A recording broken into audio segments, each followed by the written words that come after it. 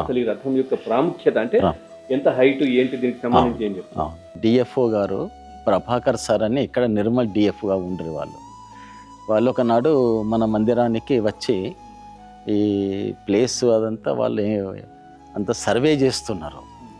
చేసి ఆయన ఏమన్నాడంటే, మీరు ఇక్కడ ఎవరు కట్టిండ్రు, అక్కడ ఎవరు కట్టిండ్రు అన్న తర్వాత మాత అతనికి కలలో వచ్చింది.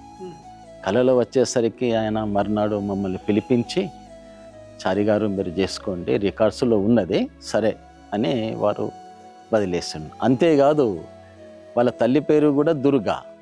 అందుకని వారు 12 లక్షలు డబ్బులు పెట్టి జన్నారం, ఆదిలాబాద్, నిర్మల్ ఏ టేకు బాగుంటుంది, అది చాలా కాలంగా ఉండాలి కదా అని నిర్మల్ టేకే శ్రేష్టమైందని 12 లక్షలు ఆయన జేబుల నుంచి పెట్టి శాంతిలాల్కి చెప్పి, ఇక్కడ శాంతిలాల్ అని సామిలు ఉంటుంది చాలా ఫేమస్, ఆయన దగ్గర ఈ కర్ర స్పెషల్గా తెప్పించి ఇప్పించండి సార్.